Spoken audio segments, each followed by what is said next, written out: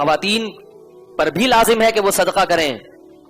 امہات المومنین اس قدر صدقات کیا کرتی تھیں. آج ہم میں سے ہر شخص مال جمع کرنے میں لگا ہوا ہے.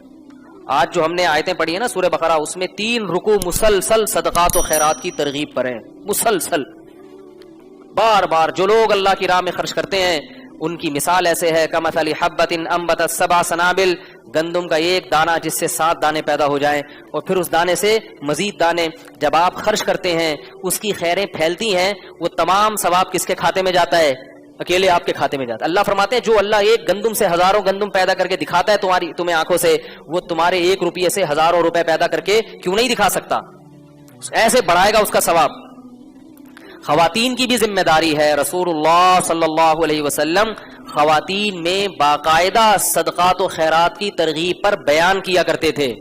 جہنم سے بچنے کی ضرورت جتنی مرد کو ہے اتنی ہی عورت کو ہے، اور صدقہ اللہ کے غضب کو ٹھنڈا کرتا ہے. آپ سے کوئی گناہ ہو گیا، کوئی کوتاہی ہو گئی، اللہ کو غضب آیا ہے، توبہ استغفار بھی کرو خوب گڑ گڑا کے، اور کسی کی حاجت پوری کر دو.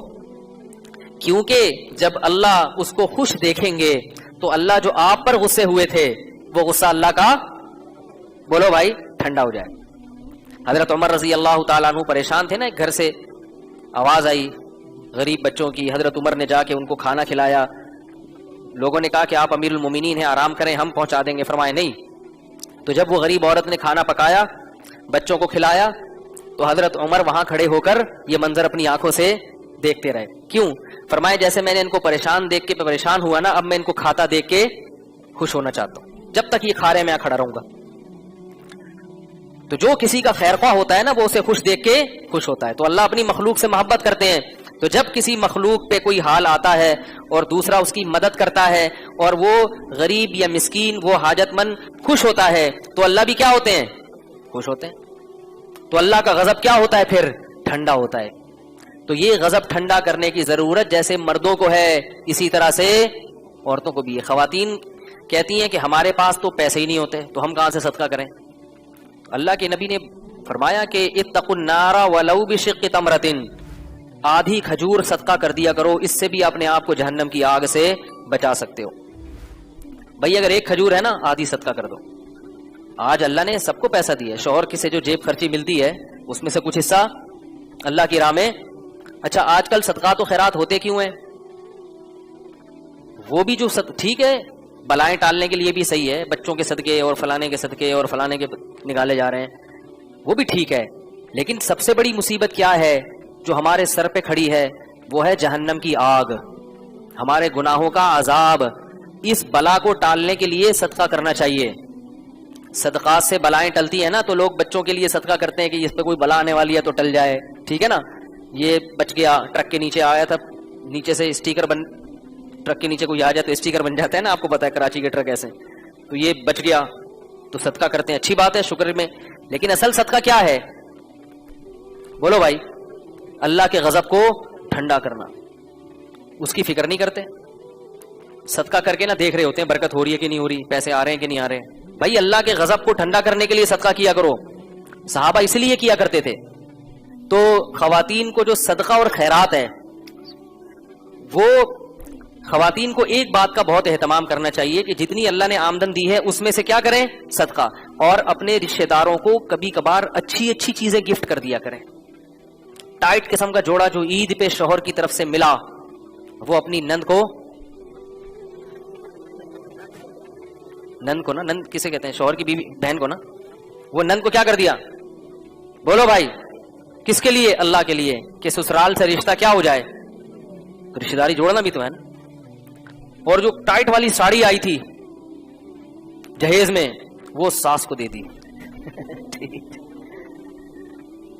تو ہمارے معاشرے میں ہدیوں کا رواج کیا ہو رہا ہے؟ موقع پہ لین دین ہوتا ہے شو بازی کے لیے، موقع پہ نہ دیا کریں. جیسے میں نے بتایا نا، ہم کسی کو لفافہ نہیں دیتے، لفافے نہ دیں، موقع پہ ایک ڈھیلا نہ دیں، اور بالکل ان ایکسپیکٹڈ جسے کہتے ہیں نا، غیر متوقع، وہ والا ہدیہ دے دیا کریں.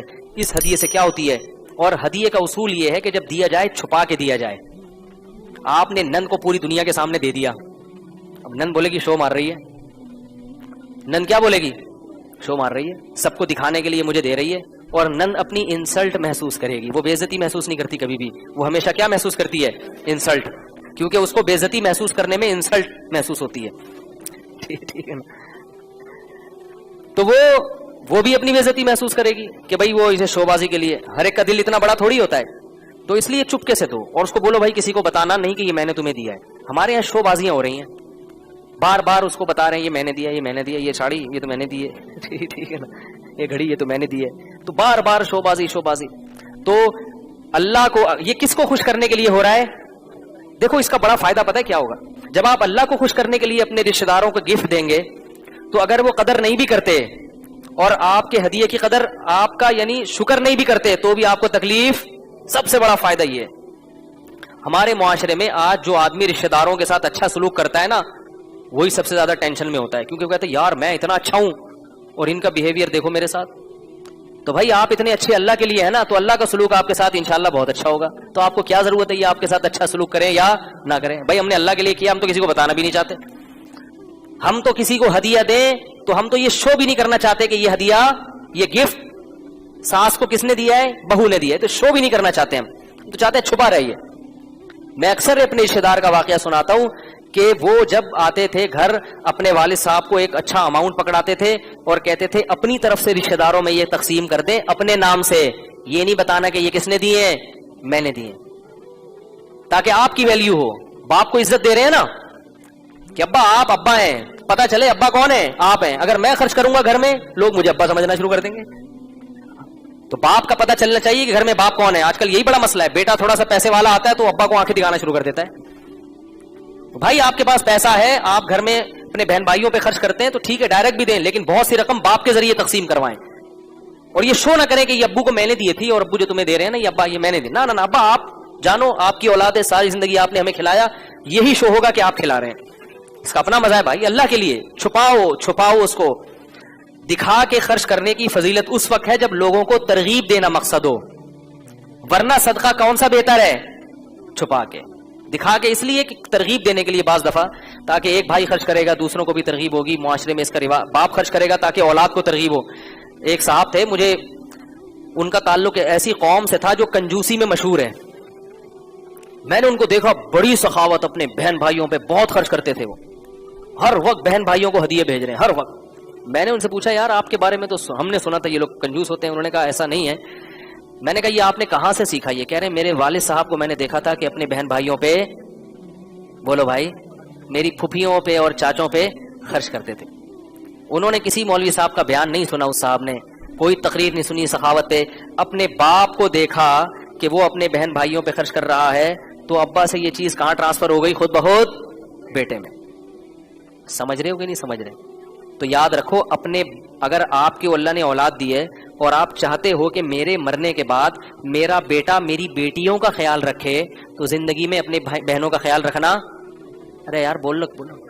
آپ چاہتے ہو کہ میرا بچہ میرے بڑھاپے میں میری خدمت کرے, میرے سامنے اف بھی نہ کرے, تو بچے کی موجودگی میں اپنے باپ کے سامنے اپنے بازوؤں کو جھکا دو, گالیاں بھی دے باپ, جو مرضی کہے چپ. بیٹا پوچھے کہ ابا دادا آپ کو اتنا الٹا سیدھا بولتے ہیں, آپ کچھ بولتے نہیں, تو آپ بولو بیٹا وہ دادا کس بات کے ہوئے پھر ہے بھائی؟ بیٹا وہ دادا ہیں, دادا کو اللہ نے حق دیا ہے, دادا گھر کا سربراہ ہوتا ہے, وہ میرا باپ ہے, میں اس کے سامنے کیسے بولوں؟ یہ نہ بولے بچے کو کہ میں اس لیے نہیں بول رہا تاکہ تم بھی نہ بولو. بچہ بولے گا تو سیاست ہے. بولے بیٹا باپ کے سامنے آواز نہیں اٹھائی جاتی. یہ چیز بیٹا سیکھے گا. جن خاندانوں میں یہ رواج ہے ان کے بچوں نے اگر ماں باپ کے حقوق پر تقریریں نہیں بھی سنی ہوتی پھر بھی وہ اپنے والدین کا احترام کرتے ہیں, ان کی خدمت کرتے ہیں.